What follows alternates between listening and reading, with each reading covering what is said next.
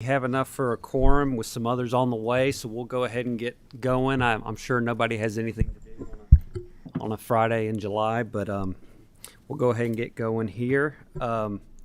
Before we get going, I do want to bring attention. One of our staff assistants, Miss Ashley Taylor. Ashley is not here today. Her father had his life tragically taken on July 9th in Frankfort. We have Ashley and her family in our prayers, and if we will, let's hold a brief moment of silence.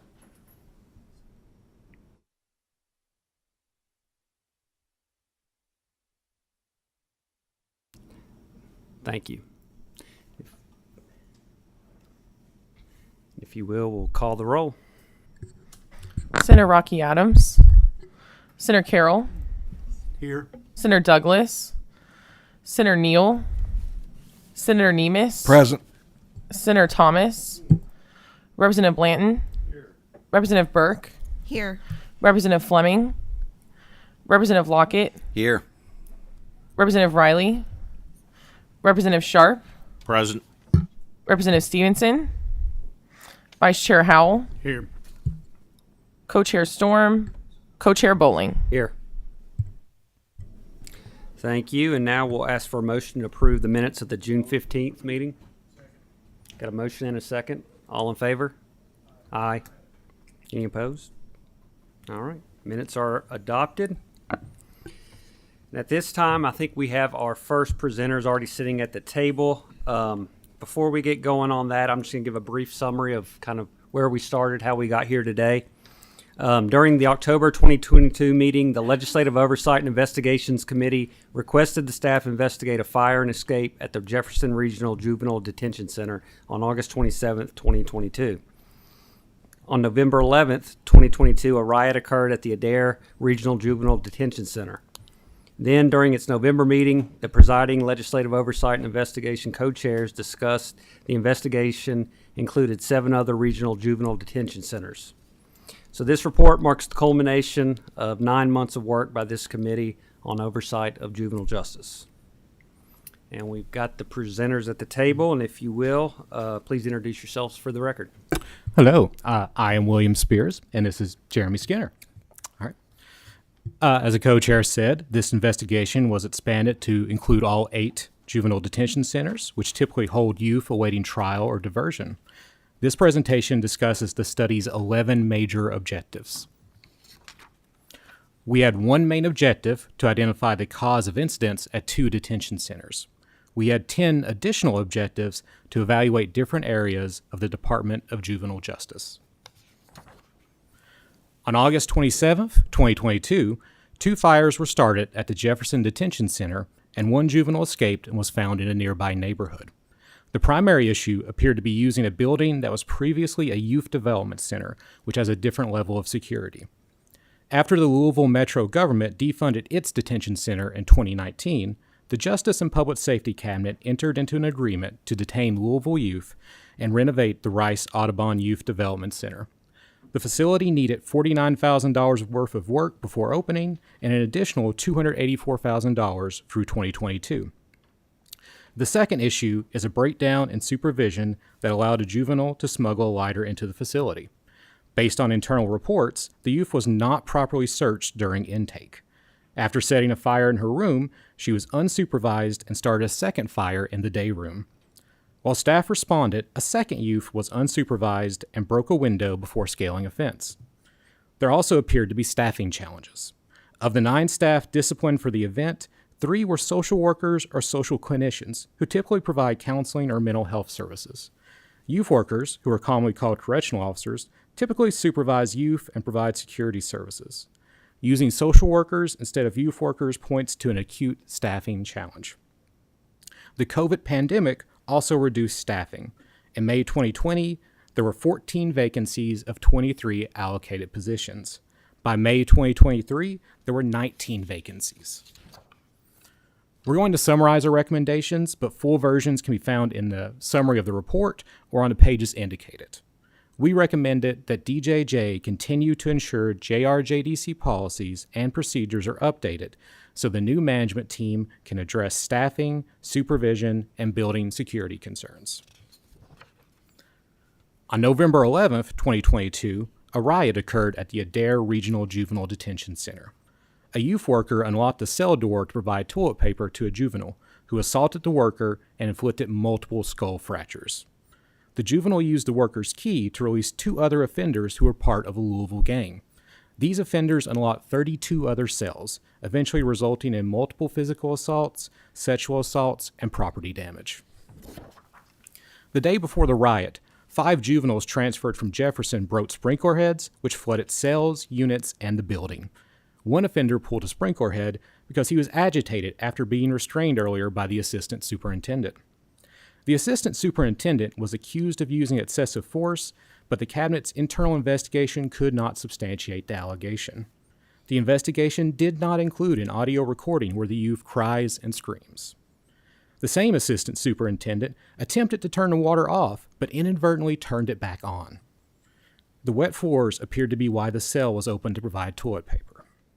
The first 3 juveniles were part of a transfer from Jefferson on November 9th, 2022.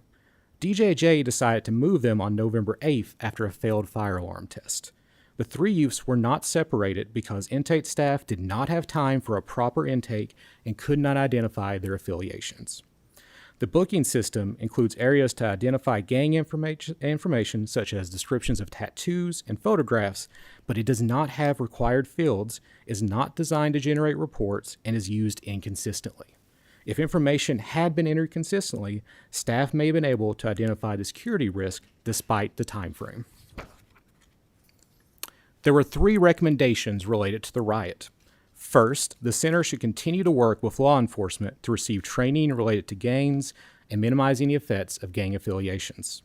Second, staff should be required to use fields in the booking system to document tattoos and photographs. Finally, the cabinet should require IIB to conduct a broader investigation to include all the events leading up to the riot. Our second objective was to discuss the evolution of DJJ since the federal consent decree between Kentucky and the Department of Justice in 1995. The decree outlined how juveniles' rights were disregarded and areas to be addressed. In response, House Bill 117 from 1996 created the Department of Juvenile Justice. House Bill 144 was passed during the 2002 regular session and required that youth and residential treatment programs have access to an ombudsman to report issues to. During the 2023 regular session, Senate Bill 162 created the Office of Detention and required all detention centers to report to one supervisor who reports directly to the commissioner. Senate Bill 162 also created the Division of Transportation and a Division of Compliance. DJJ funds were initially expended in 4 areas: detention services, program management, program operations, and support services. In later budgets, detention expenditures were collapsed into program operations, which includes other functions like day treatment services or group homes. Individual facilities are disaggregated in the accounting system by unit codes. During the 2023 regular session, a separate Office of Detention was created. Now, DJJ's expenditures group pre- and post-adjudication facilities together, while the actual structure of DJJ separates pre- and post-adjudication facilities. We have a single appropriation recommendation, which is that appropriation allotments be changed to represent the new structure of the Office of Detention rather than collapsing all facilities into a single allotment. Creating a separate appropriation allotment will allow reconciliation of appropriation allotments against expenditures. Our third objective was to determine the effectiveness of DJJ's oversight through internal and external reviews. Detention centers were audited by the American Correctional Association from 2018 to 2022. For all 11 audits, centers were compliant with all 30 mandatory standards. For the audits conducted from 2019 to 2022, 6 detention centers were not compliant with 11% of 371 non-mandatory standards. PREA audits were conducted from 2018 to 2022. No detention centers failed to comply with the 43 standards, but corrective action plans were needed in multiple instances. The plans typically consisted of training for staff or administrators. From 2018 to 2022, DJJ conducted 36 quality assurance reviews of detention centers. The reports summarize each monitoring visit, which consists of observing buildings and perimeters, interior general population areas, and staff-controlled areas such as control centers, record and personal property storage, and kitchen dining. 2 areas needed correction. First, the limited scope of quality assurance reviews prevents identification of other issues that could disrupt operations, like staffing and morale. Second, there is a lack of automation to sort, extract, and aggregate data to make a real-time corrective action and policy decisions. According to DJJ officials, the Division of Compliance's role will include continuous monitoring and unannounced visits. It will start using a shared drive to retain audit results. We had 2 recommendations related to oversight. The first covers the need for an automated system to track and analyze non-compliance data. The second involves a new Division of Compliance broadening its oversight to other issues that could disrupt operations. Our fourth objective was to determine whether DJJ has sufficient processes to ensure dependency, neglect, and abuse cases are reported consistent with KRS 620.030. The statute requires anyone who knows or has cause to believe that a child is dependent, neglected, or abused report it, with additional requirements for those who work with juveniles. During intake, all juveniles are screened, and abuse or neglect concerns are reported to the Cabinet for Health and Family Services. After intake, IIB investigates neglect and abuse of offenders under DJJ's custody. The Memorandum of Understanding between DCBS and the Cabinet mentions dependency, but does not discuss it as a responsibility of IIB. However, the Cabinet believes a youth under DJJ's custody cannot be dependent. KRS 600.020 defines dependency as a child other than abused or neglected who is under improper care. The Cabinet's definition is not consistent with the statute or the Kentucky Court of Justice's definition of any child other than an abused or neglected child who is under improper care, custody, control, or guardianship that is not due to an intentional act of the parent, guardian, or person exercising custodial control. DJJ relies on IIB for referrals to the Ombudsman. Regulation and policy sets the categories of special incidents that are investigated by IIB. The Ombudsman receives reports from these categories and may investigate, which could cover dependency. If an investigation by IIB is substantiated, it will be forwarded to CHFS. We had 7 recommendations related to internal reporting and investigations, which are spread over 2 slides. One was for clarifying terms to make responsibilities clear. Another was for clarifying responsibilities of the Ombudsman. The third was to ensure CHFS receives reports. The fourth was to develop a policy related to interactions between the Ombudsman and IIB. The fifth made reporting into its own policy for DJJ employees. Another was to make the Ombudsman more visible on the internet so juveniles or their families knew he was available. Finally, the last was a way to improve case management for the Ombudsman through software already used by IIB. We also suggested the legislature may wish to consider clarifying the term dependent child in KRS 600.020 and amending KRS 620.020 to include the term dependency. Our fifth objective was to determine whether detention centers process and track work orders in a timely manner. Maintenance reports and work order data were requested for 2020 to 2022 and were provided as scanned paper forms. 3 facilities did not provide any data for 2020. There was significant variation in the number of orders that does not reflect differences in size or capacity, suggesting the data is not comprehensive. Between the unusual variation and the paper documentation, analysis for patterns or areas of concern was hindered. This could be improved through electronic documentation. From the data provided, 86% of orders were completed within a week, while 51% were completed within a day. The forms included a location to indicate a priority level from 1 to 3, but only 9% of forms completed the priority level. We had 2 recommendations related to work orders. The first is to ensure that request forms are fully completed, and the second is to automate the process. Our 6th objective was to determine whether intake adequately assesses mental health needs or susceptibility to aggression and victimization. DJJ uses 2 screeners during intake. The VESPA-S measures a youth's susceptibility and vulnerability to physical and sexual aggression.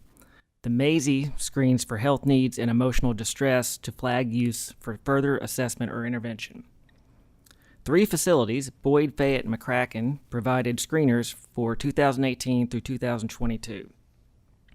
From their VESPA screeners, physical aggression and violence were more of an issue than sexually aggressive behavior and victimization. About a fifth to a third of youths were vulnerable to physical victimization, and a quarter to half of youths were susceptible to violent aggressive behavior. From the MAISY screeners, youths were most likely to display angry, irritable characteristics, with 44% of youths scoring in the caution or warning range. Senate Bill 162 from the most recent session requires DJJ to contract for timely treatments for youth with severe emotional disturbances or mental illness. DJJ has agreements with the UK Department of Psychiatry to provide mental health treatment across 23 facilities. Senate Bill 162 also requires that children in crisis in detention centers have access to mental health professionals. House Bill 3 requires juveniles to be assessed by a mental health professional. The Secretary of the Justice and Public Safety Cabinet expressed concern that DJJ may not be able to meet the new requirements because private hospitals have denied treatment in the past to violent offenders. He acknowledged that a standalone hospital could be an option. South Carolina has encountered the same issues and is constructing a psychiatric hospital for juveniles. Its legislature set aside $20 million for a 50,000 square foot facility. Staff had 2 recommendations related to mental health. The first is that DJJ should continue to expand contracts to meet new requirements from this year's legislation. The second is that DJJ should contact South Carolina to obtain information on its psychiatric facility and then present an analysis of whether a similar hospital is suitable to the legislature. Our 7th objective was to determine whether the offender booking system is adequate to provide intake and transfer data. There have been piecemeal updates to the system, but DJJ has essentially been using an obsolete system since the 2000s. The system was designed to provide a count of use moving in and out of facilities, similar to what a hotel would use. It was not designed to record transfers between facilities. This results in transfers being treated as separate events and potentially duplicates offender information. It also does not allow for reporting across fields, preventing population analyses. Despite having over 1,500 data points, there are no required fields in the system. For example, the system includes 7 tables with the name of body marks and 2 additional columns related to tattoos and tattoo descriptions, but as noted, those fields are not required. The system allows for photo uploads, but again, there is no consistency in using photos to enter gang signs and tattoos. The booking system is on track to be replaced. The Cabinet has expanded the contract for the Kentucky Offender Management System, or COMS, which is used by the Department of Corrections and tracks demographic and programmatic information as well as court records. However, DJJ officials stated that they have not been involved with the decision to modify COMS. During the procurement process, DJJ officials compiled a wish list for the new system, but it doesn't appear to have been used when drafting and approving the scope of work in the COMS contract. The wish list included requests to track incident data, which is required by the 1995 consent decree, and the ability to use multiple picture uploads, which would help in identifying gang affiliation. Staff had 2 recommendations for the future booking system. First, Cabinet officials should include appropriate DJJ officials in discussions regarding the scope of work for COMS and continue to familiarize themselves with the wish list. Second, Cabinet officials should include required fields for incident and grievance reporting in the new system, as well as multiple picture uploads and other required data fields to help with noting gang affiliation. DJJ policy identifies a consistent process for documenting incidents, which includes the use of the Isolation Incident Report form to document and report incidents. The form is not sufficient as a review mechanism for inputting and tracking critical information. Rather than relying on the form, superintendents use supporting documentation such as photographs, videos, or statements. The first problem with the form is that text boxes are used to record basic information. While checkboxes are available to describe events, detention staff tend to use text boxes to either overly describe or enter little information. The result is a wide variety and quality of event descriptions, which are difficult to consistently analyze. The second issue is that incidents and isolation events are combined in question 1, which prevents a separate accounting of event types. The third issue is that a passive open-ended question is used for question 3 to identify whether restraints were used, and if so, what type were used. This passive question type could lead to uncertainty if no other information is provided. Figures in our report show potential solutions. DJJ does not use an automated system for entering and tracking incidents, making it difficult to analyze data to ensure the process is adequate or to use the data for planning or other purposes. A more digitized approach could use questions, prompts, or drop-down menus to simplify responses and make the form more useful. Automating the form could also streamline the reporting process, reduce errors, and facilitate analysis of incidents and restraints over time. DJJ officials have expressed a need to automate information related to incident reports and grievances as part of modifying the booking system.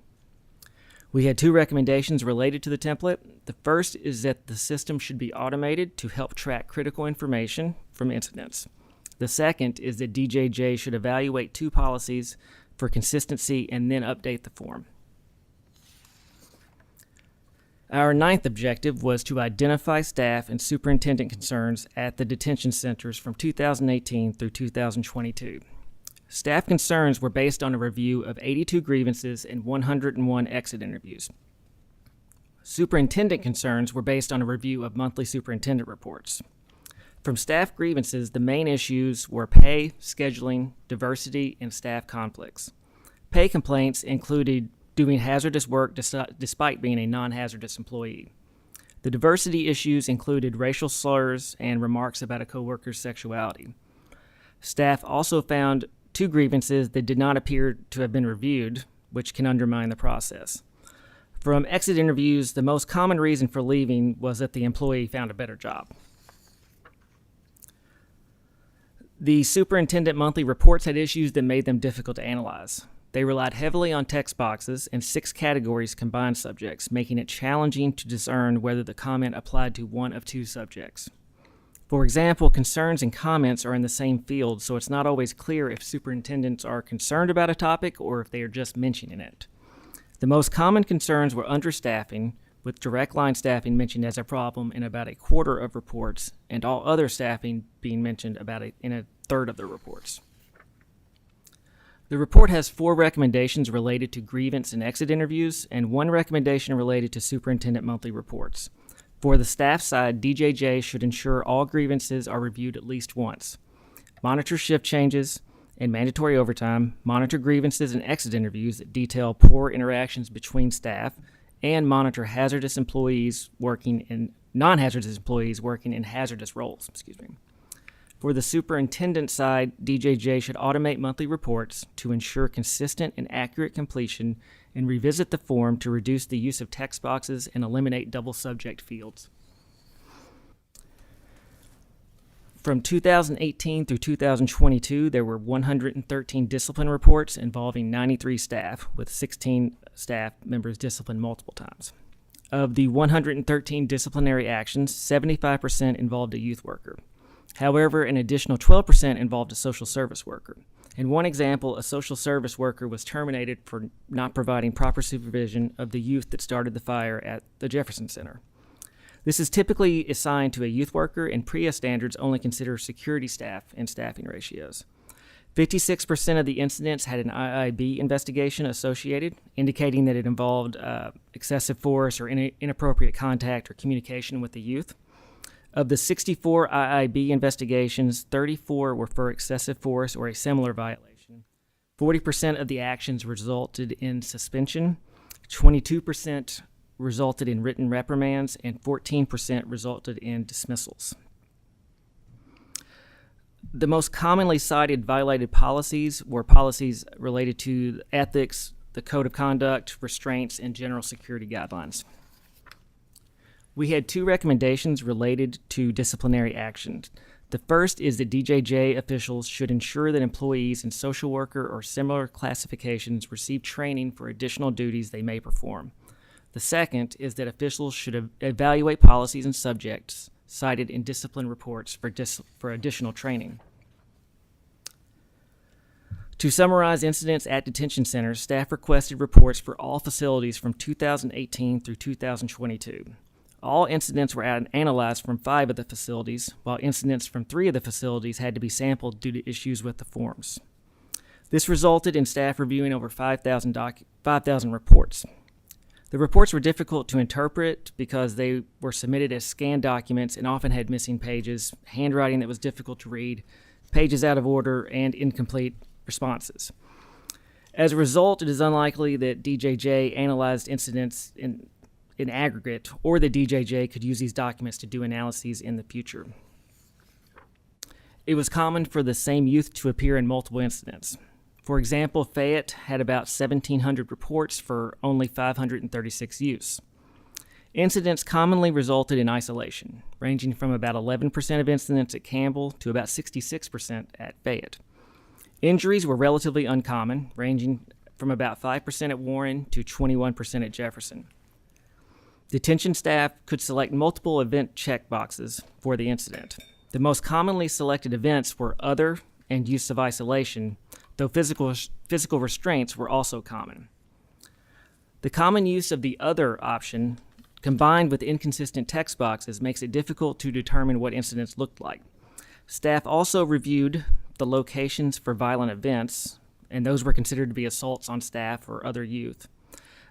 These typically happened in youth rooms or in the day rooms.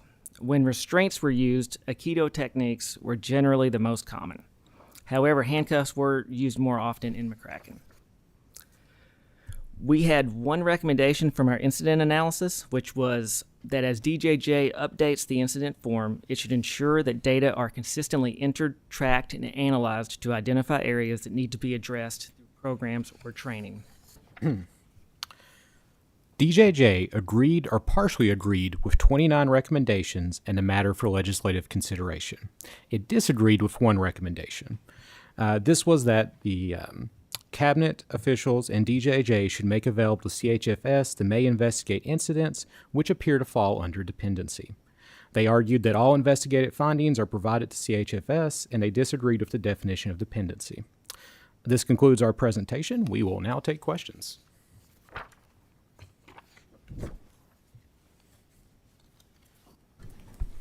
All right. Thank you all for your work, and thank you for your presentation today. Do we have any questions at this time? No questions. So let me ask you, on page 6 of chapter 1, Okay. it says PREA standard 15.313 requires juvenile facilities to maintain a minimum ratio of 1 security staff member to 8 youths during waking hours and 1 to 16 during sleeping hours. However, cabinet officials stated they could not generate reports that show ratios of youth to security staff. Were those ratios, were they never found? There's just no way to get that information? I mean, from the data we had available, we couldn't calculate that. They have a lot of information that gets close to that. They have number of staff. They know how many people are hired. They know how many people work in places. They know how many youths are there. It's just, the issue is they could not produce a report that automatically calculated that. And that's actually fairly complicated to estimate because staff schedules change so much. You need to know how many staff are available for a shift. You need to know if someone called out with someone else filling in there. Sometimes staff stay later to cover shifts. It's basically, you can get idea on number of staff and number of youths, but there's just nothing that could tell us what that ratio looked like. Thank you. Does that sound accurate, Jeremy? Okay. Thank you. Got a question from Senator Howell. Yeah, kind of along those same lines. And forgive me, I may fumble through this question a little bit. A lot of the things that showed up in your report, almost, it wasn't worded this way, but it almost looked like you were making some assumptions and presumptions. Along that line, were there any real holes in the data that you had where you didn't almost were there, how often, if at all, did this come up where the data was so diverse or so weak or unreliable that it was difficult to make an assessment? help me with my question and then answer it, I guess. No, I understand what you're saying. I feel like it felt like virtually every data set we worked with had some issues with it.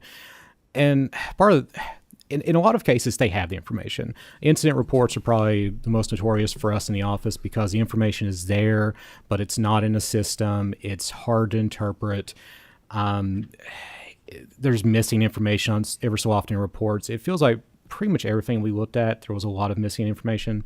I'm trying to think if there's anything I was really impressed with. Actually, the mental health screeners, we only got that from 3 facilities, but those tended to be pretty good. Everything else felt like it had issues. Thank you, Representative Lockett. Thank you, Mr. Chairman. I just have a couple questions, if that's okay. First of all, you mentioned, it's on slide 3, and you were talking about the causes of incidents at the Jefferson County Detention Center. And you mentioned that in May of 2023, a couple months ago, there were 19 vacancies across the juvenile detention centers. Do you have an idea of why there are 19 vacancies? According to your data, it seems like that's getting larger. Is it pay? Is it working environment? Can you kind of dive into that for a minute? Yeah, I mean, that was specifically just for Jefferson, but honestly, I don't think we were given that information. The 19 does come from DJJ, but I don't think was any indication of why that was true. Do you remember anything, Jerry? Well, in past presentations, they have mentioned that certain markets, they have more trouble That is true. staffing, Jefferson and Northern Kentucky being the 2 primary, I believe. So That's true. that probably plays into that, I would imagine. But, yeah. Okay, but there's no data to say like what the reason is. I have not seen that data. That would be a good question to ask DJJ, but other than what Jeremy has said about just a difficult market, that's all I would know. Okay. And my second question comes from, you were on about slide 20, 21, talking about the mental health recommendations. You talked about South Carolina building a psychiatric hospital.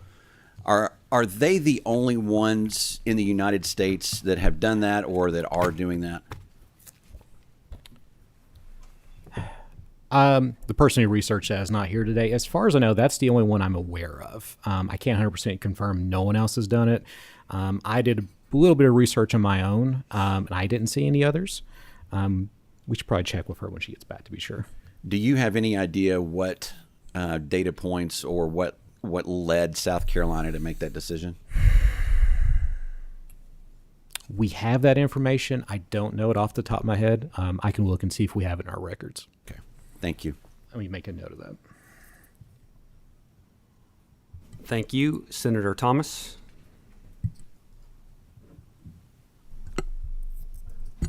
Thank you, Chairman Bowling. And I want to go back to the 19 vacancies, which you indicated most are in Jefferson County. Last month, we talked about the fact that pay did increase up to $50,000 for juvenile correction workers. But it was also mentioned, and I'd like your opinion on this, that while that may be an incentive for some counties, when you get into your more urban counties such as Northern Kentucky or Jefferson County or my home county, Fayette County, that may not be competitive with other similar positions. So my question to you is, could that impact why you're still seeing vacancies in your more urban centers? I mean, that feels like it'd be accurate. We've talked to DJJ many times about this. We talked to staff at the facilities. In the urban areas, it's more difficult. From when we visited Fayette, I feel like it didn't come up as much there. In Northern Kentucky and Campbell County, they heavily emphasized in our conversations with them that it's difficult to hire people, mainly because Cincinnati is just outside of town. That makes for a big job market, which will often pay higher amounts. Jefferson seems to have the same issues as we've discussed before. Yeah. So the difficult job markets and pay is an issue. Thank you. Senator Howe. Yes, and forgive me, the nature of this study, did you go deep enough to be able to do some trend line analysis or anything like that in certain areas? Or is this more of just a data compilation? This is more of a data compilation. We normally try to do trend analyses. There were enough issues with the data that we didn't feel great going too deep. A lot of the challenge was just getting the data together in the first place. We're hoping that as their systems improve, that it will be a lot easier to manage this data, and that DJJ themselves will be able to do that to help understand how these facilities are operating and what's happening there and plan for that in the future. Okay. So kind of a specific issue, and it's just one of many. You know, we're going to have to make some decisions on direction and everything else. And if we could see if there were an increase of incidents relative to manpower available and to the experience and training of manpower available, then we could kind of get into, is it just the lack of bodies to work, or is it the experience level, and get a little more granular into what we're wanting to figure out. But I didn't know if the nature of this study had gotten into that sort of thing. We haven't got that deep. I will say some of the forms they have are getting at some of those issues, like the incident reports do have some different categories for if they're violent incidents or if they're lower tier issues. It's just difficult to analyze at this point. Thank you, Mr. Chairman. Thank you. Representative Burke. Thank you, Chairman, and thank you all for bringing this information to us. My question relates to the agency response to finding sheet 5 about dependency. I'm trying to suss out how we can help.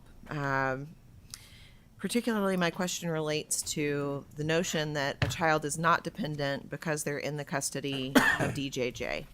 Now, when a child goes to foster care, they don't become not dependent anymore. Their family is still in court for dependency. So how is it that this is consistent, or am I understanding correctly that it is truly inconsistent?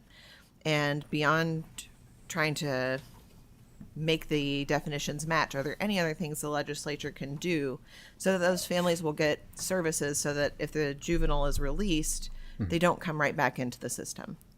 I'm actually going to turn this over to our legal analyst. She has spent a lot more time researching this and has a better idea on it. That's Mackenzie Ballard. So as far as the dependency issue, what we are saying with our recommendation, one, there does seem to be a need to clarify the definition of dependency in statute because it is inconsistent with people that work with it on the regular. Our understanding, as we are interpreting it and what we think is consistent with 600-02020, is that a child can be dependent in DJJ custody due to the language of it saying not due to an intentional act of the parent, guardian, or person exercising custodial control or supervision of the child.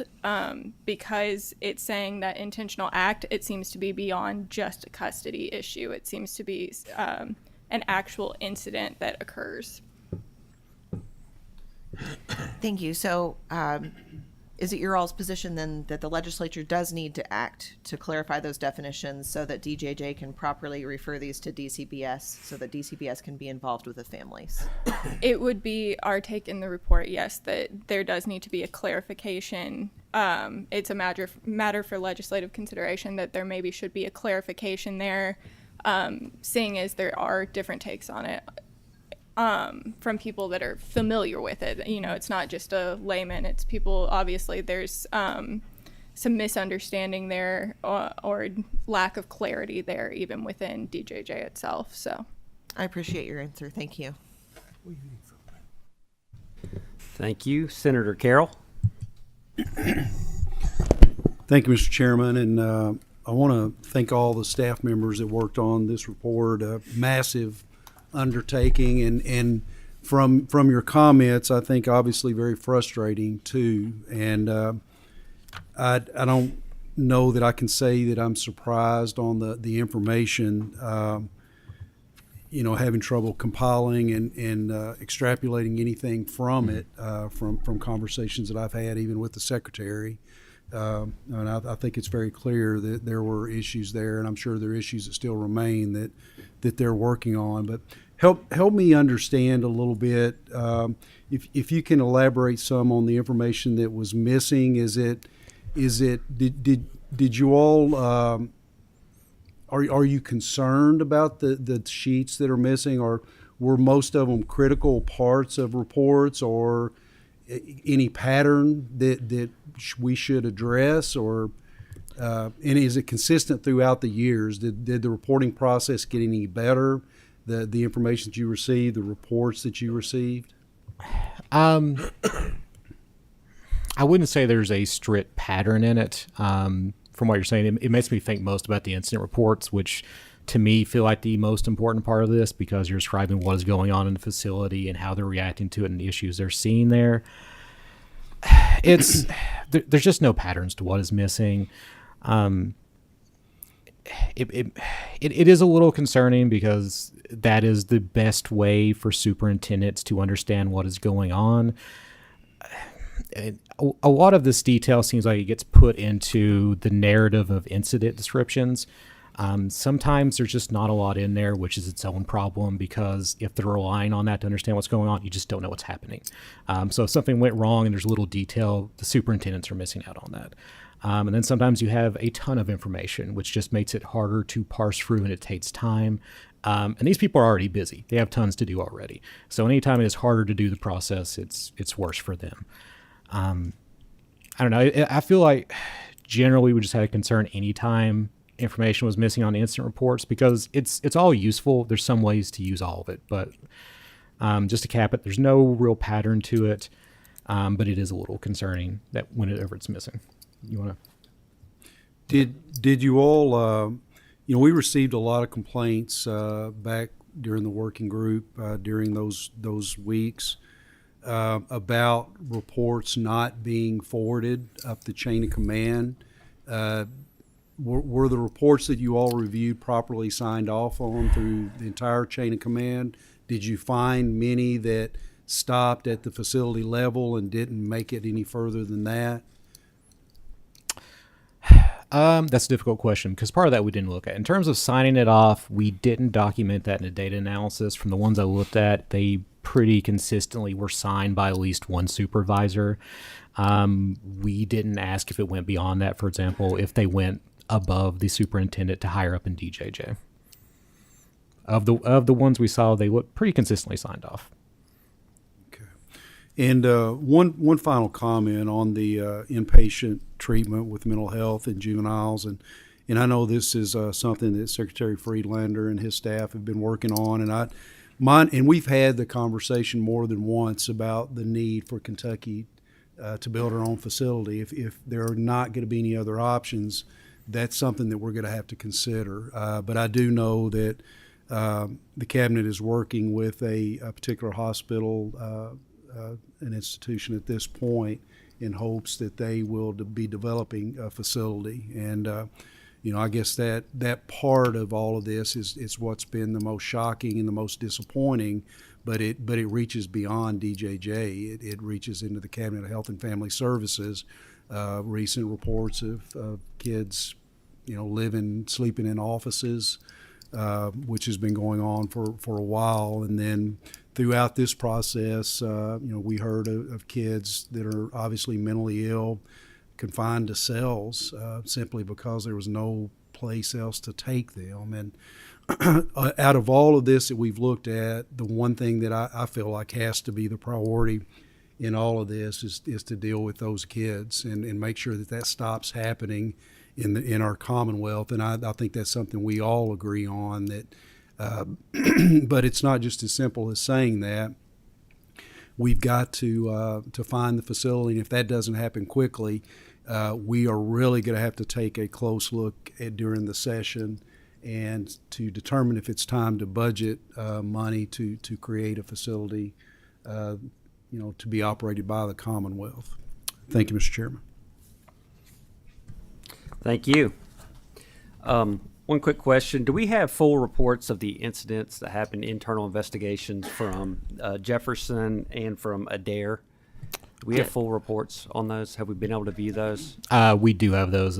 Jeremy and I have both reviewed those. Okay. So, thank you.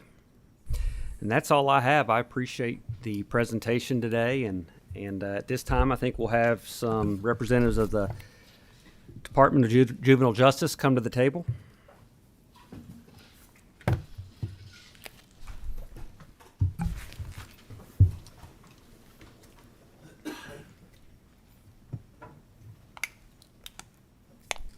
If you will, please identify yourselves for the record. Kerry Harvey. I'm the Secretary of the Justice and Public Safety Cabinet. Vicki Reed, Commissioner of the Department of Juvenile Justice. Thank you all. Your all's reaction to the report we just went over today. I know that they had their findings, they made recommendations. Anything surprising, just your all's reactions from that report today? I think, if I may, and again, I appreciate the opportunity to be with you all and to discuss these important matters again today. We have had a good collaborative relationship with committee staff. And I think throughout this process of putting the report together, we've been able to provide information along the way that I believe has informed the report. We've provided written responses to all aspects of the report. I don't propose to go over all of the pages and pages of that today. I know that you all were good enough a couple of weeks ago to sit through a long and I hope comprehensive discussion of all of the work, and there's been an enormous amount of work that's happened over the last year or so to address these issues, and so I think you're up to date on that. I don't propose to encumber your afternoon with repeating all that material that we provided a couple of weeks ago. I would make just a few observations, and before I do that, I want to, before I forget it, I want to maybe add some information to the discussion about the personnel and the vacancies and that sort of thing. And I would say, Representative Lockett, just in terms of why there are vacancies, it is not exclusively money, but it is primarily money. If you're not paying a market wage, you're not going to be able to hire people. And thanks to the governor's leadership and the General Assembly's leadership, we're doing a lot better with that today because we've seen significant increases in the compensation for these essential jobs. This is not just a juvenile justice issue. We have the same issue in the Department of Corrections. It's not just a Justice Cabinet issue. When I was the Secretary of Public Protection Cabinet, we had a terrible time hiring electrical inspectors, plumbing inspectors, bank examiners, all of those sorts of important positions because we were not able to offer a compensation package that was competitive in the market. And if you're not competitive in the market, you're going to fail in maintaining an adequate workforce. But because we're moving forward in that and we're making improvements in terms of Jefferson County in particular, the information from our HR staff is that at the first of the year, we had 17 vacancies in Jefferson County. Right at the end of this fiscal year, we had 11 vacancies in Jefferson County. So we've made significant improvement. Now, those numbers have gone up. There's a little dislocation in the data because part of, I think, Senate Bill 162, which we appreciated very much, the legislation created 140 some odd new positions for the detention program, which we spread across the footprint. Because of the way the laws take effect, we were not able to start filling those positions. They didn't come on the books until July 1st.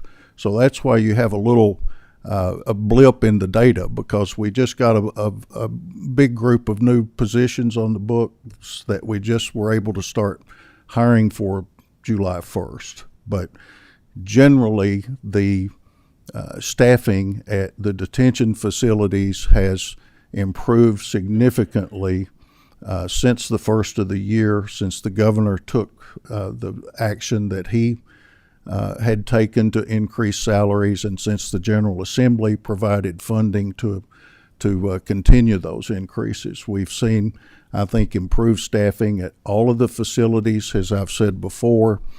Campbell County and Northern Kentucky and Jefferson County have not improved as much as we would like to see, and That's just because of the nature of those labor markets, and we expect that's not going to change because of the nature of the labor market. So I did, before I forgot about it, I wanted to add to the discussion that you all had about that with the committee staff, because creating these new positions kind of skews the data, because we're only now just hiring to fill those. And again, I want to thank all of you all for creating those new positions. Those will be a great move forward in improving these facilities. This has been a long process, as your staff noted. Your staff has worked very hard, and so have ours. I think your staff would agree that we have had a good cooperative, collaborative relationship. Mr. Chairman, we met back in January, early in this process, and had an interesting meeting. And I think we committed to you that we would cooperate with this inquiry, and I think we have proven that to be the case. We've given your staff access, I think, just to about anybody that they wanted to talk to on our staff. I know they've interviewed, I believe, the superintendents of all of our detention facilities. They've interviewed a lot of the senior leadership at DJJ and at the Justice Cabinet. They've interviewed the ombudsman, the internal investigations branch folks. They were very thorough in their work, and we did our best to cooperate with them and make the work as easy as we could for them. We provided them, I'm told, with 31 million kilobytes of written material. And I remember I used to litigate cases that tended to be quite complicated from a document standpoint. I had some cases where we had terabytes of information we were trading back and forth. And if I remember correctly, the rule of thumb is that generally a kilobyte will hold about a half a page of written material. So if we provided 31 million kilobytes of written material, you can see how much we provided and how much your staff has had to go through. So there's been a lot of work involved in that on both sides. I think we've opened the books. We've been transparent. We've made no effort to hide anything. And it's been a good process because of that, and I think it's a productive report because of the work of your staff and because of the work of mine. Has your staff indicated, most of the recommendations we agree with. There are very few things in the report that we don't agree with. The few items where we might have an issue, at least in my view, are not core fundamental items. They're not where you say daylight and we say dark. We disagree on a legal definition, for example. Well, that's something, I'll leave the lawyers to work that out. And if there's a legal definition that needs to be clarified, we'll be happy to work with the General Assembly to get that where it needs to be. But I think the areas of disagreement are not such that we would characterize it as fundamentally we are in an adverse situation with the conclusions of this report. In fact, many of the items that are the subject of the recommendations are things that we're already doing, some of which we may have completed. But some of these things, as I read the report and as I hear it presented, there are some common themes. Data is one of them. And I think this committee and other legislative bodies heard first about the problems with the DJJ data system from me, probably back in October or November, because, and as I've said before in previous appearances, as we began to get into some of these issues, I started to ask for historical data. I wanted to see what these populations looked like 5 years ago and 10 years ago. And our system was inadequate to provide what I would have considered basic information needed to manage these facilities. And as we got deeper into that, I've learned, and I think it's in the report, that the data system at the Department of Juvenile Justice has not had a major overhaul for between 10 and 15 years. And of course, I think we would all agree that that's just not something that we can live with, because you have to have good data, current data. You have to have historical data to be able to make proper management decisions. And I think the absence of that has hampered DJJ management, not just in the last year, in the last 3 years, but I suspect in the last 5 years and 10 years, from being able to make as good a decisions as could have been made. So all of those recommendations that refer to issues with data, we wholeheartedly agree with that, and we're working on it as hard as we can to implement a new system, a system that is a modified version of what's used by the Department of Corrections with great success. You know, they're using their system to keep up with over 20,000 people, so we think we ought to be able to use it to keep up with a little over 1,000 people in the juvenile justice system. We think it also is the fastest way to get to an improved data system, because it's a vendor that we already work with every day, and it's a system that we understand. As is noted in our response, actually the department started to implement the COM system I think 5 or 6 years ago, and I think expended considerable resources and effort to do that, and for reasons that are unknown to me, that effort was abandoned and unfortunately was replaced with nothing.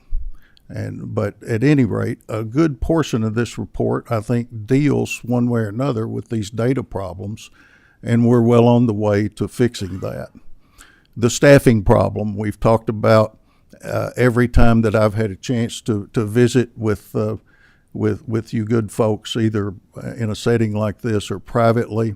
And again, the General Assembly and the governor have been able to work together the way things are supposed to work to make great improvements in the compensation for these critical jobs, and it's having an effect. Staffing is improving. It will take time to get where we need to be on that. And even when we get our numbers up, we're still, we're going to have a lack of experience because we've had so much turnover. We're hiring people now, but obviously they're all new people.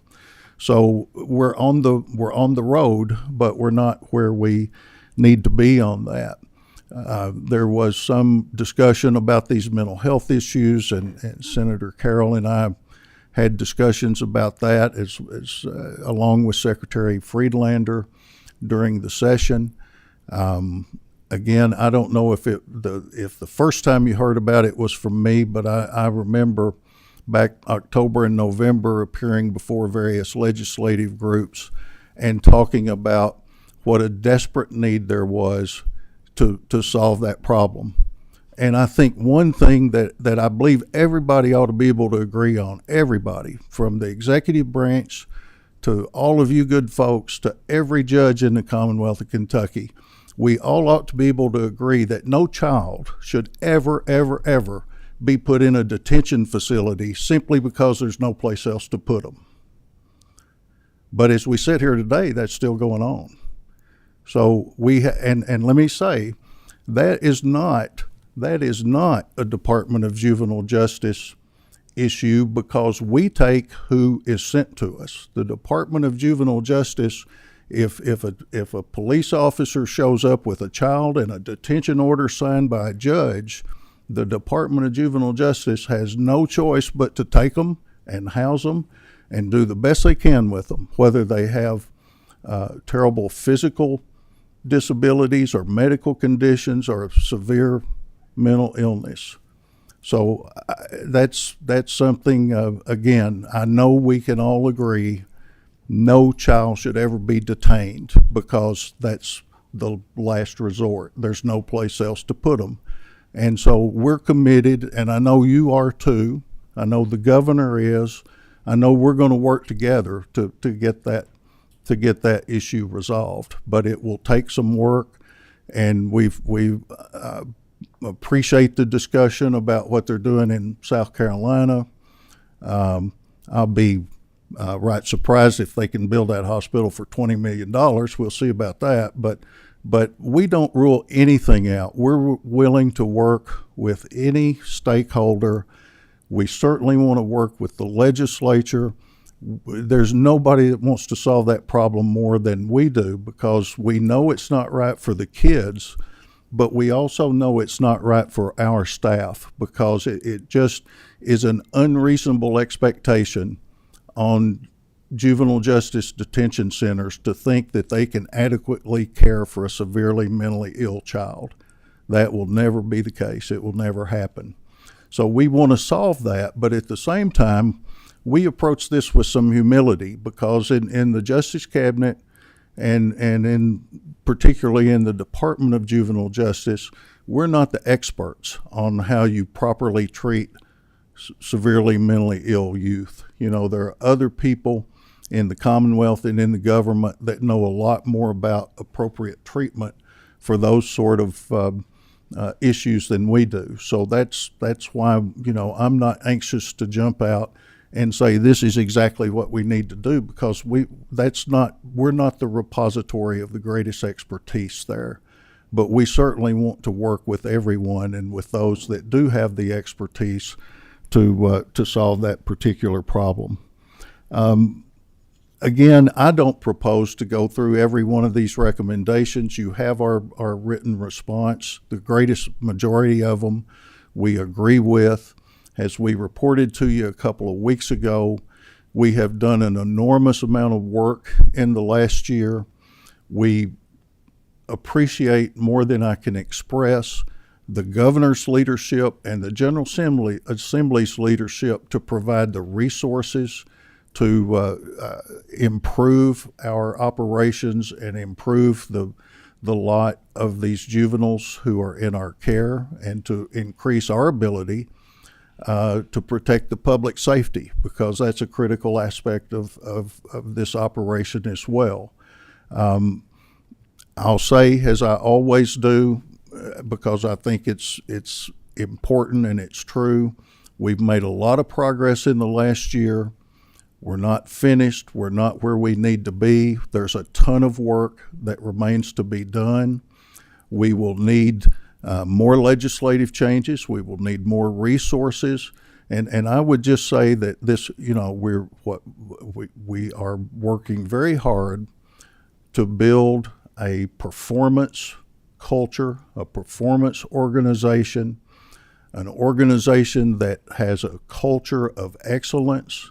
But that's not a destination. That's a journey. You don't ever get to the point where you say, well, we're right where we want to be. We fixed all these problems. The day you do that, you're going backwards, in my opinion.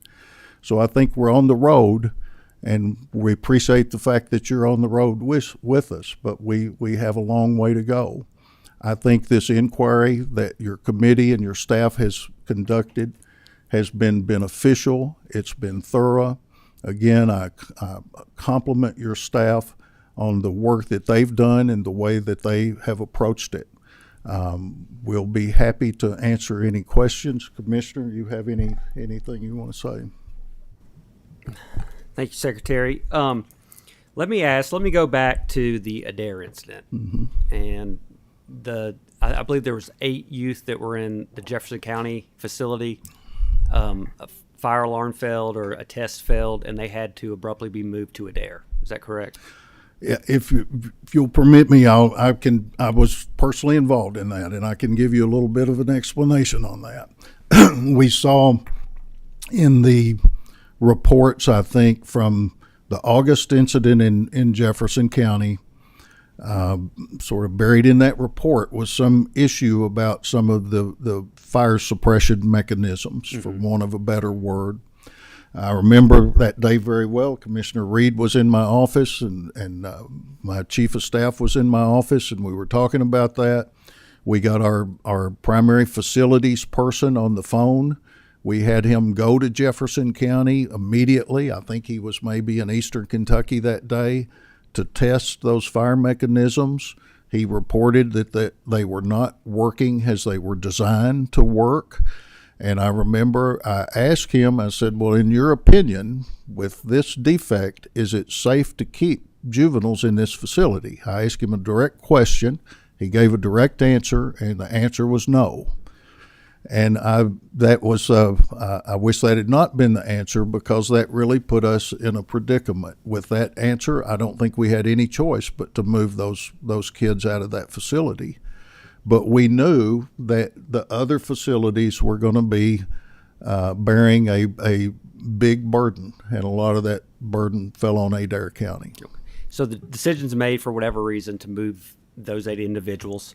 You send them to Adair. I guess they did not receive the proper intake, what this report lays out, and that 3 members of the same gang basically were allowed in the same pod. And it was from those 3 members, one of the members had 2 incidents, I believe, pulling on the sprinklers, causing the flooding on November the 10th, and then on November 11th, I guess it was the same person that got the toilet paper, assaulted the worker there, and then let out all the other patients, I guess I'll call them. If that were to happen today, if that same, for whatever reason, another facility has an issue and they need to be moved, that intake process where members of the same gang can be put together, would that happen today, or would that be caught? Well, I think we have certainly made improvements there. And one of the things we've done, Mr. Chairman, and we did this some time ago, is we brought in our Department of Corrections people, because the Department of Corrections people, as you might imagine, have a very sophisticated program for identifying members of security threat groups, which we can call them gangs, but it could be anything. They're referred to as gangs in this report. Right. So that's I understand. And so we brought in the Department of Corrections to start the job of doing additional training for our staff in the detention centers to make these identifications, which is not always obvious. They don't give you a gang membership card, but sometimes they'll have tattoos, or they'll have other items that can help you with that. So we would be better at identifying members of these security threat groups today. But can I promise you we could separate them? Absolutely not, because there's too many of them, and we have 8 facilities, and these are small. You have to remember, these are small facilities, like 40-bed facilities. So if you've got and this is just a hypothetical number, if you've got 25 or 30 or 40 members of these security threat groups, you just the numbers won't let you completely separate them. And then it gets more complicated than that, because you not only, in an ideal world, you would separate them from each other, but you also really need to separate them from the rival groups, because that doesn't work very well when they're together. So we're I think better, and will continue to get better at identifying early on the problem, and which will allow us to mitigate the problem to a certain extent. But it's the nature of these facilities, you're never going to be able to completely separate these kids in that way, because the numbers won't allow it. Thank you. And from my understanding, there's a current investigation still ongoing on the Adair incident. That's my understanding. We're not involved in that, but I believe that to be the case. Okay. We will request a copy of that once that is wrapped up. I'm sorry, and I may have, when I said I'm not involved in that, I was referring to a law enforcement investigation. Okay. So I would assume there's a law enforcement investigation. But certainly, to the extent that our ongoing internal investigations, when that's completed, we understand you'll want a copy of it. Great, thank you. And one last question, then we'll get some questions from some others. The comm system, the decision to go to the comm system. It was stated in this report that there appears to be a slight difference of opinion on whether the cabinet involved Department of Juvenile Justice officials in this decision. Well, I'll say there might be a difference of opinion, but there's no. I know what the facts are. Okay. I'll tell you what the facts are about that. Commissioner Reed, would you agree with that assessment? Let me just, because I'm a little perturbed by that, because it's what was said there was not completely accurate. As I said, it was clear to me, I know it was clear to the commissioner, and it was clear to others that our data system simply was not operable in any meaningful sense of the word for what a management team would need after we got into this. And so we started talking about, we gotta find something we gotta find a way to upgrade this. And I don't remember exactly how it came about, but there was some mention that, well, the Department of Corrections uses this Kentucky Offender Management System, apparently successfully, to manage a population of over 20,000. And I remember saying to my staff when we start and at the cabinet, well, let's get up a meeting with the Department of Juvenile Justice, and our attitude, I remember saying this, we're going to make comms available to them, and we're going to help them get it if that's what they want. If they don't want it, we're not going to make them get it, but we are going to say we're going to find some way to have a better operation here. Then we got up a meeting that the commissioner and a lot of her staff attended, and I know for a fact, I think I know the person who is the primary manager of the IT folks at the Department of Juvenile Justice attended that meeting, did she not? And that's the meeting at which we decided to explore the comm system. So it's simply inaccurate to say that the Department of Juvenile Justice was not involved in that. Very good. We'll go to Senator Rocky Adams. Thank you, Mr. Chairman. And I actually wasn't going to ask a question today because you've heard this before from me, because I'm very concerned about the workforce challenges, particularly as they relate to my county of Jefferson. And but you said something that disturbed me a little bit, so I wanted to follow up on that. I'm sorry for that. And as you know, if we have staffing challenges in Jefferson, then that means that those kids go somewhere else. So we have to fix those staffing challenges. And what you said was those staffing challenges, that's not going to change because of the labor market. So I found that to be kind of a defeatist statement, that it's not going to change. So I guess my question to you is, are we going to just accept the fact that we have staffing challenges, particularly as they relate to Jefferson, or are we going to have some creative approaches to how we solve those staffing changes? No, ma'am, we're not going to accept that, and nor have we. And let me just take you back to 2 or 3 years ago. In Jefferson County and all of these other places, a frontline detention worker's starting salary was about $30,000 a year. Would be a surprise to no one that you could not hire an adequate workforce for $30,000 a year. So the first thing that happened, I think in December of, I want to say 21, I get my years mixed up, but the governor worked with us and approved a 10% salary increase for all the corrections officers across the system. We didn't see much movement out of that. Then the General Assembly enacted very generous raises across the board for state employees of 8%, as all of you all remember. We didn't see a lot of movement out of that.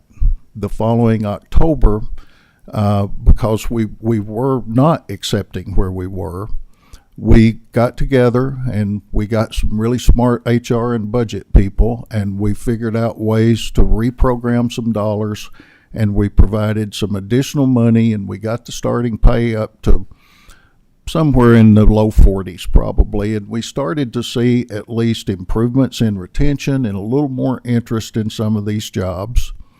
And then last January or February, the governor raised the starting pay to $50,000. The legislature very generously supported that with an appropriation, and so we are seeing increasing interest in these jobs across the whole state. But I mean, obviously every market is different, and it's not a surprise that Northern Kentucky and Louisville are the toughest labor markets. And I've said before, I said when I was with you all a couple of weeks ago, that we have to continue to work at this. And I think what we have to do, and I know that most of you all will embrace this. We have to just sort of deal with the free markets and how free markets work.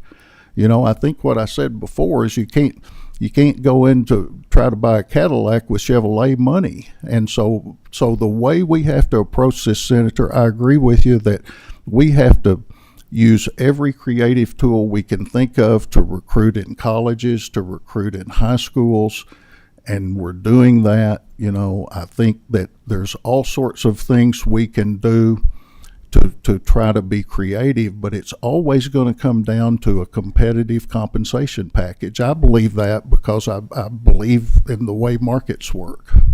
So that requires us and you all to work together, and we shouldn't think that $50,000 a year is the end of the line. I think we have to work together to understand where the markets are, and we have to offer a competitive package in the market. It can be a little harder just because of the way state government works, because, you know, the labor market in Louisville's different than the labor market in Paducah. But it's harder to make those kind of distinctions in the public system than might be the case in the private system. But I assure you that from my first week on this job, the thing that I've worked the hardest and the longest on is trying to get competitive wages for our people at DJJ, for our Kentucky State Troopers, our telecommunicators, and our people at DOC. And that's what I'll be working on my last day in this job. Can I have one follow-up, Mr. Chairman? Okay. Do you think that the workforce challenges are solely because of compensation, or is there something else that we could be doing, particularly in Jefferson County, on this front? I certainly don't think it's solely because of compensation, because these are really hard jobs. And I think the commissioner could probably speak to that better than me. I will, because I mean, you know, it's the job also entails, you know, personal risk. And that's not necessarily even from like a youth or somebody attacking you, you know, doing restraints. We have a lot of staff who come up with back injuries that throw them out of there, and liability concerns, you know, when you're dealing with kids, you know, especially, you know, like at Campbell, we're having female staff where male staff work there. There's always that concern about, you know, what the kids are going to say something or whatever. So there's some, you know, advanced problems and issues more than just a regular job that you might have that I think makes people think twice about some of this. Somebody to work in these fields they have to be a person who's very competent in themselves. They have to be able to take what the kids deal out, deal with family, deal with coworkers. It's a very difficult job, and I think that's part of it. So are you understanding, having that knowledge that it's a difficult job, is it the way that you promote the job or sell the job that you're changing, or are you actually putting in some other safeguards that are just Well, generally, the appeal that we related? use, and this is one, you know, I attend a lot of national groups, is we appeal to people to say, do you want to make the difference in the life of a child? That is our number one thing. We want people there, because the one thing, you know, you can have experience and education, but you have to somewhat have, for lack of a better word, the passion that you want to help kids. If you've got that, then that's the first place we look. But we also want to be honest with them about what they're going to entail, because we've had that where people go through the academy and they think they got it and they're all great. And the first time they go through that door, and those doors slam behind them and they realize they can't go in there. You know, another little thing comes, you know, they can't have their cell phones. And that's a deal breaker for a lot of younger people who've never been detached, 20-something years old, from the cell phone in their life, to say, when you come in the building, you got to lock that in the locker. And when you're on break, you can check. But they're like, but my kid texts me when I get home to make sure that I know he's there, or the doctor's going to, you can't have it.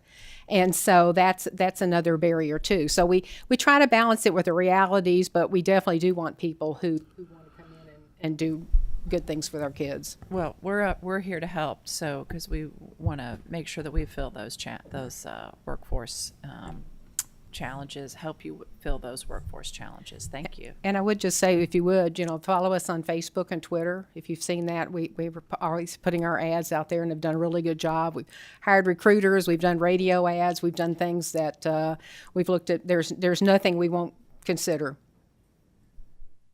Thank you, Representative Blanton. Thank you, Mr. Chairman. Just a few brief comments very quickly. First of all, thank you to our LRC staff for such an amazing job. You all go above and beyond and do a great job. I just would like to remind the committee and those people viewing today from home or wherever they may be, we didn't get here today overnight. This has been culminating for years to get us to these points, and then we have these unfortunate situations that occur that grabs everybody's attention and brings it to light, and we start looking into. I have really liked the investigative part by our LRC staff, and I'm going to suggest to the chairman of this committee that we begin making this a regular thing for every agency in the Commonwealth, that we can maybe capture things prior to something happening and waiting until something bad goes wrong before we start looking into them, and make it an annual thing during the interim that one meeting is dedicated to a report from our LRC staff on one of our agencies to make recommendations and try to capture these things. I mean, our responsibility is also to provide the best services for the citizens of the Commonwealth, and sometimes it's good to have a little oversight and look into things, because even people within that agency may not realize things are the way they are until they get some outside eyes on it. So I think it'd be good that we start doing this with every agency throughout the state, and do at least once each interim. Thank you, Mr. Chairman. Thank you. Representative Lockett. Thank you, Mr. Chairman. My question kind of revolves and actually kind of piggybacks on your previous question. One of the things that was concerning to me about the report that we heard before was a lot of either the incident reports or some of the intake forms were not filled out, were filled out incorrectly, data fields missing, certain things were not caught, et cetera, et cetera. And so my question is, and this is not accusatory, it simply just a question in terms of what you believe would be the proper response to that. Do you think the issue of staff not completing those correctly is that a training issue? In other words, are they not taught to do those in terms of their training when they're onboarded? Is that a training issue, or is that staff just kind of not following existing protocol? Well, I'll tell you what I think, and the commissioner will probably have a better answer than me. I don't really think that's a training issue, because I think that they're trained, that we have a policy about when incident reports are supposed to be made, and I think they're trained on that. I think historically it's like so many things, a lot of it comes down to staffing. And when a lot of these incidents have happened, the incident in Adair County, for example, I believe we had 3 people in the building that night, 3 or 4 people in the building that night, and that's how it has happened historically with a lot of these incidents. You have very limited staff, and so what we hear from what I've heard from time to time is that it's just with everything that's going on, that filling out the reports doesn't become a priority. Now, I'll be quick to say, to me, that's unacceptable, because I think these reports are absolutely essential. So I don't think it's a training issue. I think it's been a staffing issue, and I think it's been a supervision issue, because I think the supervision all the way up the chain, to me, when these reports are not filled out properly and in a timely way, we have to make sure there's accountability. So that's what I think. Yeah, let me explain a little bit on the incident reports too. I would love to have them automated, and I think we want definitely to get to that. One of the issues for staff is there's no ability to go to a computer when that happens. If you've just restrained a kid and you need to do an incident report, you can't leave your post to go somewhere, and there's no computers back where the kids are for security purposes, and there's not like a big room full of them somewhere we have of people in offices. So the requirement is you fill that out before the end of your shift. But if you've worked a 16, 20-hour shift and you've been there all day, and then you're trying to fill out that report. With the handwritten ones, at least that is something they can do when they're back in the building. They can pull that out and fill that out. And like I said, I've seen some of the poor handwriting myself too. Let me also just mention that the incident reports are not the end all of us knowing what happens with this, because everything is on video. So whenever we have an incident report of a critical, we're going to have staff, not just the superintendent, but it goes up the line to other folks, the FRAs and our detention folks there, who also view those videos. So we do get to see that. We're not relying just on the incident reports, but for the data collection, we're also looking right now at implementing the PBIS, which you may have seen that in some of the report, the positive behavioral interventions through our systems. And one of the things that's going to do is we're going to upload our data, not just the type of incident. We want to know where it happens. Did it happen in the kitchen? Did it happen in the room? Did it happen at night? Did it happen in the morning? So that we can look at those trends and not just track that information, but look at where we have holes. Well, maybe the procedure here for how we take kids from school to whatever, we need to clarify that. Maybe there's additional staff we need to have that so that we can fix those problems.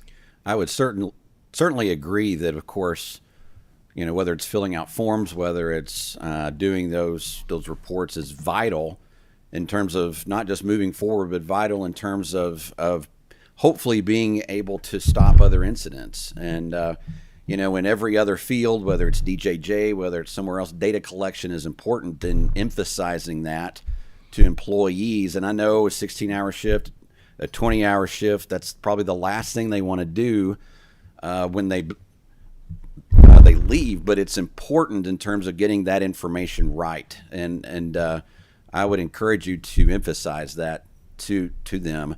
Kind of a last question as well.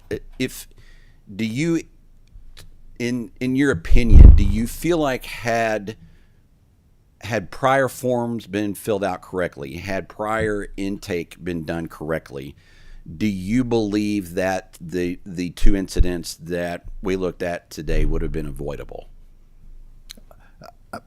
Well, let me say a couple of things about that. And again, the commissioner may have a different perspective. First of all, I agree with you 100% that proper, timely completion of these incident reports is very important, and it's not negotiable. That's something that, you know, and that is improving.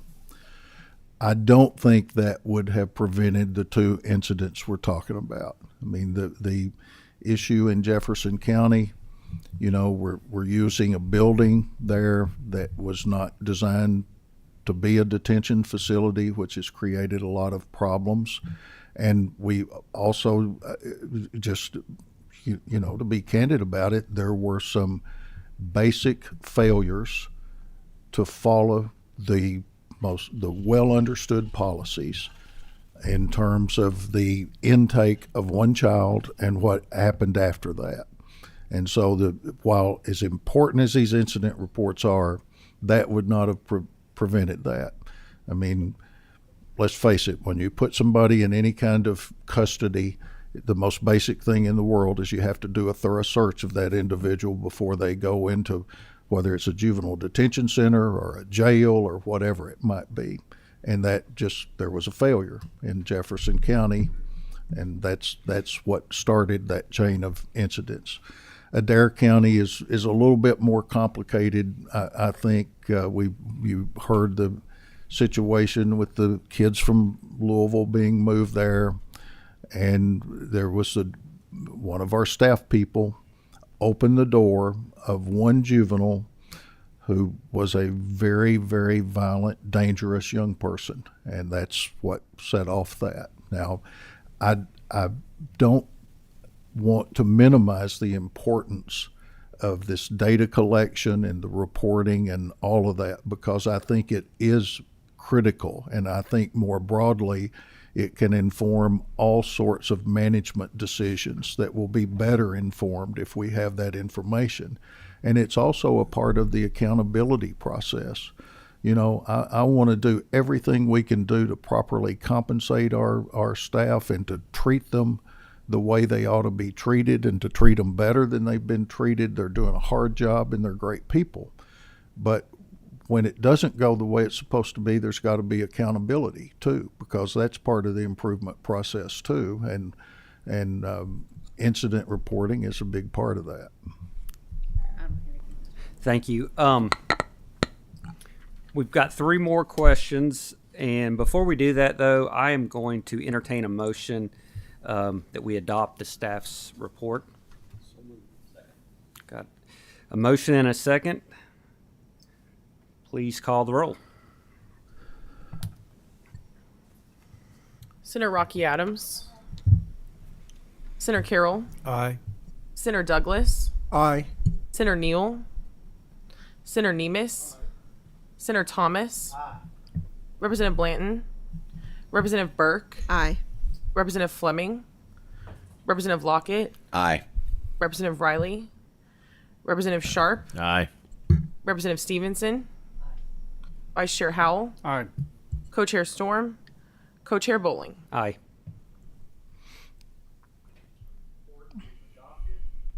The report is adopted. Senator Carroll. Thank you, Mr. Chairman. I have several questions, but I'm going to leave it at just one. Mr. Secretary, the recent incident at the Mayfield Youth Development Center, where there were 3 juveniles that escaped, and we've had this discussion several times at a next level beyond the detention centers, specifically the youth development centers, and I had concerns about continuing issues because we talk about being a more violent kid that is in detention centers. That obviously bleeds over into the next level with the youth development centers, and I know in Mayfield they have a fence. They don't have a gate. They have doors. They don't have locks on the doors, and so as the next level, and we didn't really spend a lot of time with the working group on talking about beyond detention centers because of the urgency that we were facing. But what are your thoughts on what are going to be some of the next steps? I know you'll have a lot on your plate right now in just the detention centers, but are there any plans with the youth development centers to change any of the rules, to do any further security measures, anything of that nature? Yes, Senator, the answer to that would be yes, and I know that's been a concern of yours, and it's a well-taken concern. It's a concern of mine as well. We have, I think, by necessity over the last year or so, focused most sharply on the detention centers, but I am pleased that we've not seen the same level of problem in the YDCs, but I don't rule out the prospect that could happen, and that we talk about that a lot. We had a meeting. Well, let me back up a little bit. When we hired Mr. Larry Chandler, who you've all heard about, to be our director of security, Mr. Chandler went around and made a security assessment of all these facilities. He started with detention centers, but he also then did a security survey of all the YDCs, and he presented his recommendations about all of them.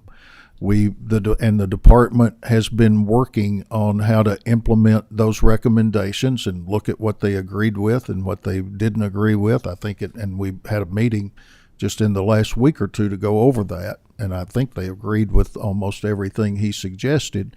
I don't remember everything on his recommendations, but for example, gates is on there. We're going to be putting in gates in all those facilities, and I have encouraged our people who run the YDC side of it to take a hard look at what we need to do to better secure those facilities, recognizing that they don't operate in the same way as detention centers, so you can't just go in and replicate what you do in the detention centers. But I think we should and must anticipate that we could have increasing problems in the YDCs. This thing that happened last week in Mayfield again, and this is the sort of thing I think we do have to always look at our policies and procedures. We have to always look at training, but sometimes you have human error that's just hard to account for, and I think that a staff member just left car keys in the vicinity of some of these children, which should never happen, and they took advantage of that situation. I think that's how that happened. But we have a list of improvements we're going to be making to the physical facilities, and we're looking at the policies and procedures about how we operate to try to get in front of some of these incidents and prevent them. Commissioner? That pretty much covers it. The other thing is with those two is, that with our classification system, kids score. And so for the kids who go to some of the YDC level, those are considered staff secure, not hardware secure. So for some of the youth would be, much more serious offenses, we'd make sure that they were like at level 4 Adair facility. And so then we go down to our level 2 facilities, which are group homes. But it really doesn't matter if it's a group home, a YDC, or a detention center. You still have to account that safety and security is primary no matter which facility you have. So, but I do think looking forward, we're going to have to be looking at something with our buildings, because a lot of them are, Mayfield has been there as an exception, but some of the others are like dorm setups. And so some partitioning off, the ability to separate kids now that when those facilities were built, gangs weren't really ever an issue, and now they are. So and even with COVID, we had to like reduce the numbers so we could spread the beds out, no ability to quarantine youth. So there will be ongoing look at the actual physical facilities, I think, in the future. Thank you. Senator Thomas? Thank you, Chairman Bowling. And the hour is late, and I'm like Secretary Harvey. I don't want to encumber us too long, but I do want to go back to Senator Rocky Adams' question, and this recalls a conversation I had with Representative Blanton last month, and that is we got to recognize the importance of wage differential. I mean, I like what Secretary Harvey said about wage differential. $50,000 in some parts of the state is not the same as $50,000 in others. And we've got to come to the recognition and the reality that in areas like Northern Kentucky and in Louisville and maybe even Fayette County, we've got to pay those juvenile workers a higher wage than we have to pay in other parts of the state. Otherwise, we're going to continue to see the kind of problems that we have in Louisville and Northern Kentucky, because we're just not getting the quality of worker there that we're getting in other parts of the state. That's one problem, because Secretary Harvey's already mentioned that the number one problem is having competitive wages. The second part, and this has been talked about over and over again, is that we're seeing a different type of juvenile now come through the system than we did 20 years ago. I mean, we've heard the mention in words of gangs several times. The kind of juvenile offender that we're seeing coming in now is a more violent offender. More felonies have been, and we don't use the word felonies usually in juvenile justice, but they're committing what would be deemed felonies if they were adults. And so there is that risk and danger that Commissioner Reed talked about that's associated with the job. So you've got two things going on at the same time. One, not adequate pay in all areas of Kentucky, and two, a higher risk dealing with the persons that these workers are attending to. And so we've got to recognize that and say that, again, we've got to create different wage markets in different areas. And if we don't do that, we're opening ourselves up to continued problems, particularly with the fact that we got to recognize, even though we have higher wages now, we're still dealing with, as has been said over again, an inexperienced staff. You're going to have workers who've had 4 or 5 years experience in the same job before you're going to see a reduction and an alleviation in these kind of problems. So until we get to the point where we're paying adequate pay in all areas of the state, and recognizing that you've got to pay these workers because they're dealing with a more dangerous and more violent clientele than they were dealing with 20 years ago, we're going to continue to see these problems. That's my point, Mr. Chairman, and I'm done. Thank you, Senator. Representative Burke. Thank you, Chairman. I think I'll follow on that line of topic, if that's all right. I have a question as it relates to Senator Rocky Adams' comments and Senator Thomas's comments. Does the DJJ offer any kind of similar time off as was passed 2 years ago in 2022? We did that 48 hours bill for first responders, where you can take 48 hours off after a critical incident. Is that a policy that you all have in place now? Is that a policy you would want the General Assembly to take up? No, we don't have that policy. Is it something that you would want us to act on, or do you think that given the staffing issues that that's going to be a problem? I was going to say, given this, I would just have to say that right now, I mean, we have facilities where every staff is critical. And like I said, some things when we talked about shift reports and the ratio, and you plan that, and then 2 staff call in that day. And the other thing is, even though we may have the ratio, like for that unit at that time, okay, we have 1 to 8, well, that person may need to go to the bathroom or eat lunch or take a break. And so you have to have somebody also there as a sort of a rover who can come over and step in when that person goes. Because we have that situation where people are pinned to the floor. They can't leave. You can't leave the kids alone, or they shouldn't leave the kids alone. Right. So even though in my heart I would support that, from a practical standpoint, I probably would have difficulty with it. I mean, I think we should certainly be open to looking at anything that improves the lot of our staff within our operational constraints. I think that, to me, the broader thing is that I hope we would all agree in the executive branch and the legislative branch that never again will we let the staffing issues get to the point where it's just anybody would say it's unsafe and it's dangerous, and because that's us and you have the means to make sure that doesn't happen again. Absolutely. So just throwing out another suggestion, helpful suggestion, perhaps what we should do in terms of wages is index to the local media income as we are setting the pay, so that hopefully in Jefferson, in Northern Kentucky, in Fayette, where I'm from, we're able to do that. I know that's probably challenging in the setting of the General Assembly, but it seems like that's the solution we need. Then I have a second question, totally different topic, relating to comms. I'm excited that you all are going to get to use a better system for data collection, because I know that's going to increase performance and make the jobs easier for the people you are employing. My question is, as you transfer and start to use this comms system, the way I'm understanding it is you're actually entering into the corrections system and then becoming your own JCOM. Is that right?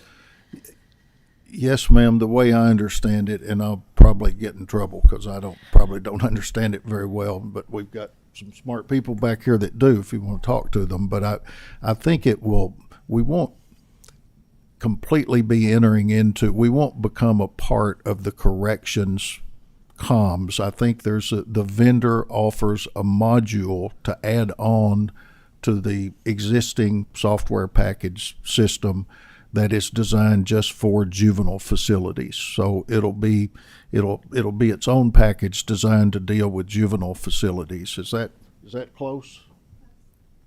Will you?